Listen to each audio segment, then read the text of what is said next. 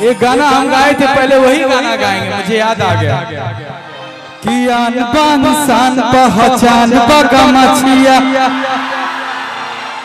कि यूपी बिहार के गुमान बगमछिया कि देखने में तुमको भले गवार लगते हैं।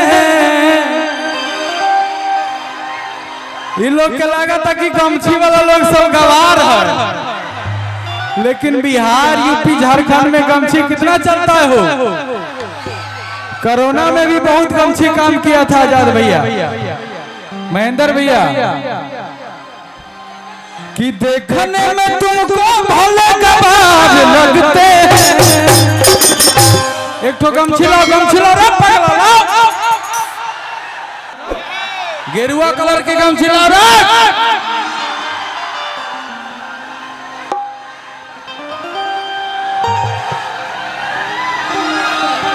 चाहे हरियर गमछी हो चाहे कोई गमछी हो, उजला मत दो भैया। कि देखने में तुमको भले गवार लगते हैं कि तोरा का पता भाई का माछिए से हम तो रंगदार लगते हैं। तोरा का पता भाई का माछिए से हम तो रंगदार लगते हैं। आन बान शान पहचान बगमछिया यूपी बिहार के गुमान बगमछिया।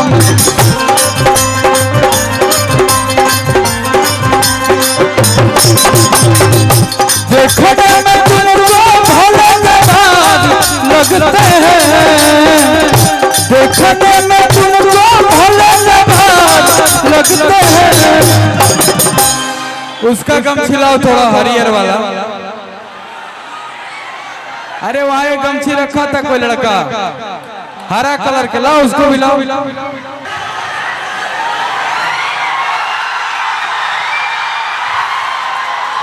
कि देखने में तुमको भले गवार लगते हैं कि तोरा का पता भाई का माछिए से हम तो रंगदार लगते हैं।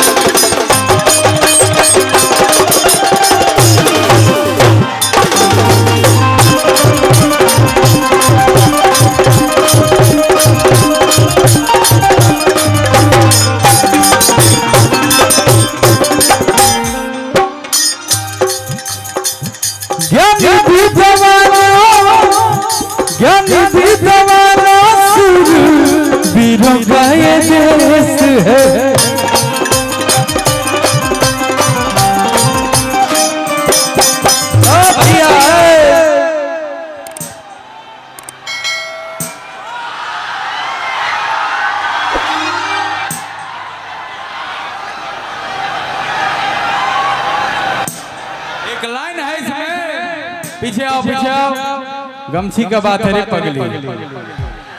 कि बान के पगड़िया जब चले डगरिया त लागेला कि शेर।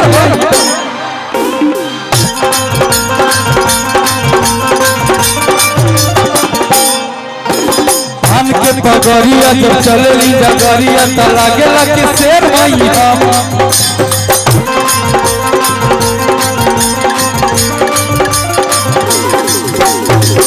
देखने में तुमको भले गवार लगते हैं। देखने में तुमको लगते। अरे लाठी नहीं चला रे पगला कि बांधी के पगड़िया जब चलेली डगरिया त लागेला कि शेर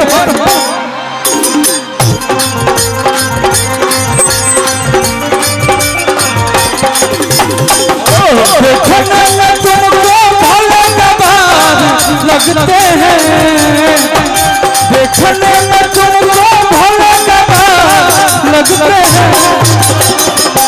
रुको, क्या नाम है तुम्हारा? रितिका। अरे रितिका तू ही है ये वही है पहला क्लास वाला। सबका स्वागत। उसका क्या नाम है? निशा, त्रिशा, वो त्रिशा ना